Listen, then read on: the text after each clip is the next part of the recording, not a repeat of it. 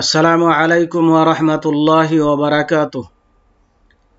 আলহামদুলিল্লাহি রাব্বিল আলামিন ওয়াসসালাতু ওয়াসসালামু আলা আশরাফিল আমবিয়াই ওয়াল মুরসালিন নবিয়িনা মুহাম্মদ ওয়া আলা আলিহি ওয়া আসহাবিহি আজমাইন।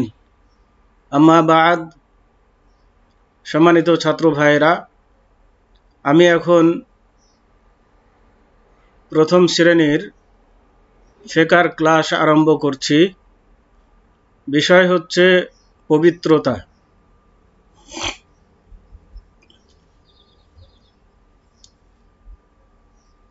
পবিত্রতা অর্জন করা, পাক হওয়া, সাফ সুতরা হওয়া।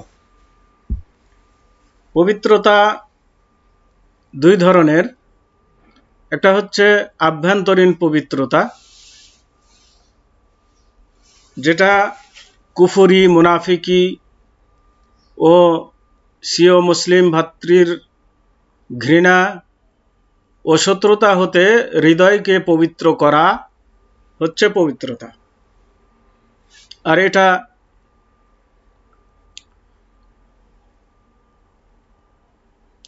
কালেমার মাধ্যমে হয়ে থাকে।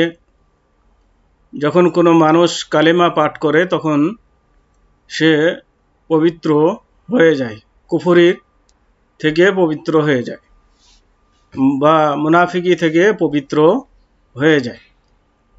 আর ঘৃণা এগুলো অন্তর থেকে দূর করা, তার মানে অন্তরের মধ্যে এগুলো কুলসিতা থাকা ঠিক নয়।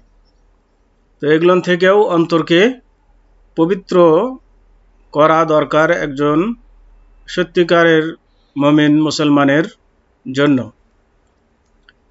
তো এটাকে বলা হয় আভ্যন্তরীণ পবিত্রতা, তো যেটা মানুষের জন্য জরুরি। আর দ্বিতীয় হচ্ছে অনুভূতি সংক্রান্ত তথা বাহ্যিক পবিত্রতা, মানে বাহিরের পবিত্রতা।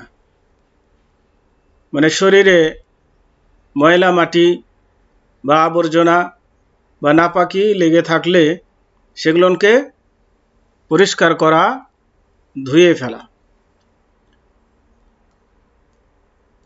তো অনুভূতি সংক্রান্ত বাহ্যিক তথা প্রকাশ্য পবিত্রতা বিনষ্টকারী, যেমন প্রস্রাব ও যৌন মিলন ইত্যাদি হতে পবিত্র হওয়া, এটা হচ্ছে বাহ্যিক পবিত্রতা।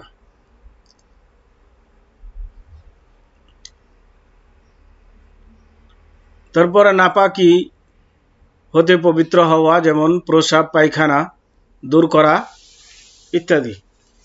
তো এগুলোকে বাহ্যিক পবিত্রতা বলা হয়, এগুলো বাহ্যিক পবিত্রতার অন্তর্ভুক্ত।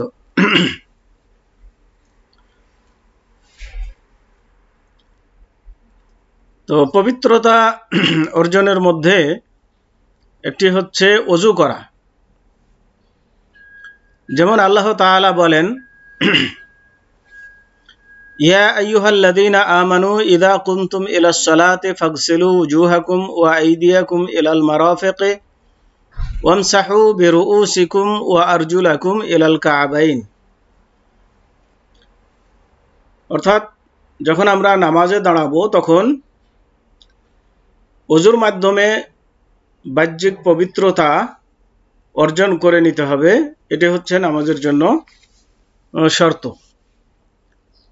যেমন আল্লাহ রাব্বুল আলামিন নির্দেশ দিচ্ছেন এই বলে যে, হে মুমিনগণ, যখন তোমরা নামাজের জন্য প্রস্তুত হবে তখন তোমরা তোমাদের মুখমণ্ডল ও হাত কনুই পর্যন্ত ধৌত করবে এবং তোমাদের মাথা মাসা করবে এবং পা গ্রন্থি অর্থাৎ টাকনু পর্যন্ত ধৌত করবে।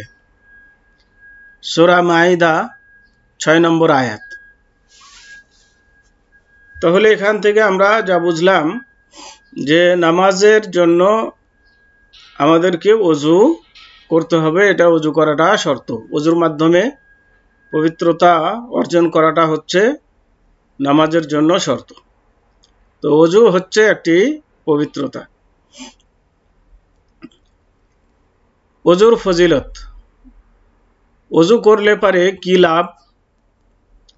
একটা লাভ তো আমরা জানলাম যে নামাজ আদায়ের জন্য অজু শর্ত, অজু ছাড়া নামাজ হবে না। আরও কিছু ফজিলত অজুর মধ্যে রয়েছে, যেমন আনাবি হুরায়রা রাদিয়াল্লাহু আনহু আন্না রাসূলুল্লাহ সাল্লাল্লাহু আলাইহি ওয়াসাল্লাম قال إذا توضأ العبد المسلم আবিল মুমিনু ফাগাসালা ওয়াজহাহু খারাজা মিন ওয়াজহিহি কুল্লু খাতিআতিন নাযারা ইলাইহা বিআইনাইহি মাআল মা'i আও মা'a আখিরি কাতরাতিল মা'i ফাইদা গাসালা ইয়াদাইহি খারাজা মিন ইয়াদাইহি কুল্লু খাতিআতিন কানা বাতাসাতহা ইয়াদাহু মাআল মা'i আও মা'a আখিরি কাতরাতিল মা'i ফাইদা গাসালা রিজলাইহি খারাজাত কুল্লু খাতিআতিন মাশাতহা রিজলাহু মাআল মা'i আও মা'a আখিরি কাতরাতিল মা'i হাত্তা ইয়াখরুজা নাকিয়ান মিনাজ যুনুবি।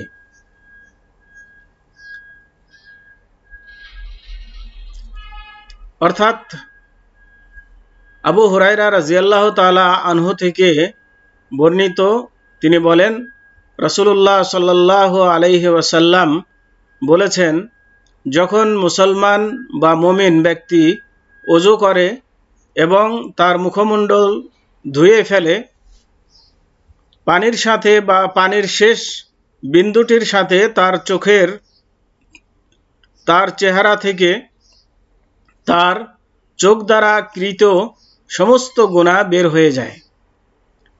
তার মানে যখন ওযুর সময় মানুষ মুখমণ্ডল ধৌত করে, তখন চোখের দ্বারা যে সমস্ত পাপ হয়েছিল, মানে চোখ দ্বারা যে অন্যায় কিছু দেখেছিল বা অন্যায় কিছু করেছিল, এই সমস্ত পাপগুলো এই মুখ ধোয়ার দ্বারাতে, তার এই পানির দ্বারাতে অথবা পানির শেষ ফোঁটার যখন পড়ে যায় মুখ থেকে, তখন তার গুনাহগুলো এর সাথে চলে যায়, পড়ে যায়, ঝরে যায়।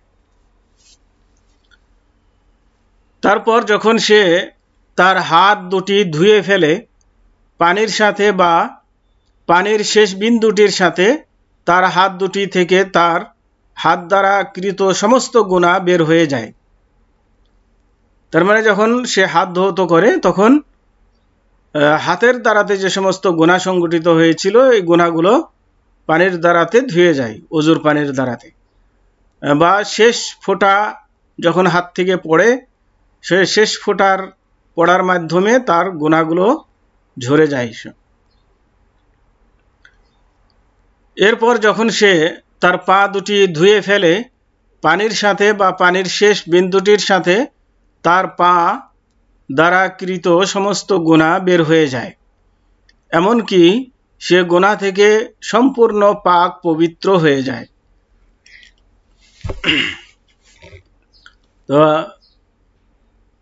সহিহ মুসলিম হাদিস নম্বর 32/244। তাহলে এখান থেকে আমরা যে জানতে পারলাম যে ওযুর মাধ্যমে সমস্ত গুনাহ মানুষের ধুয়ে যায়, মুছে যায়।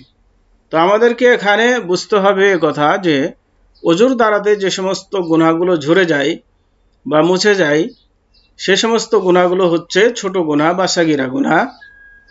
কিন্তু কবিরা গুনাহ বা বড় গুনাহর জন্য তওবা করতে হবে, এগুলো ওযুর দ্বারাতে মুছবে না।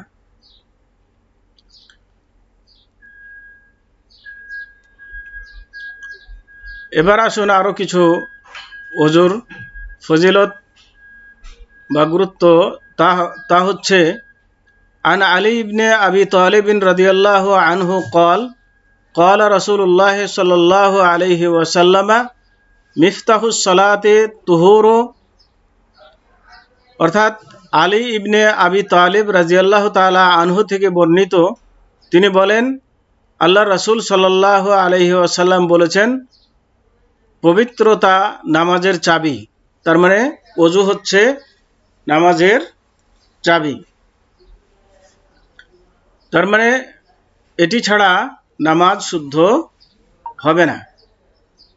সুনানে আবু দাউদ হাদিস নম্বর 61 এবং জামে তিরমিজি হাদিস নম্বর 3।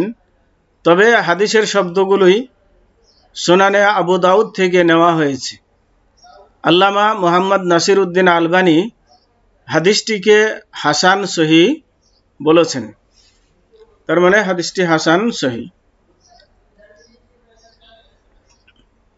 তো আসুন আজকে এ পর্যন্তই। সাল্লাল্লাহু আলা নবিয়িনা মুহাম্মদ ওয়া আলা আলিহি ওয়া আসহাবিহি ওয়া বারিক ওয়া সাল্লাম। আসসালামু আলাইকুম ওয়া রাহমাতুল্লাহি ওয়া বারাকাতুহু।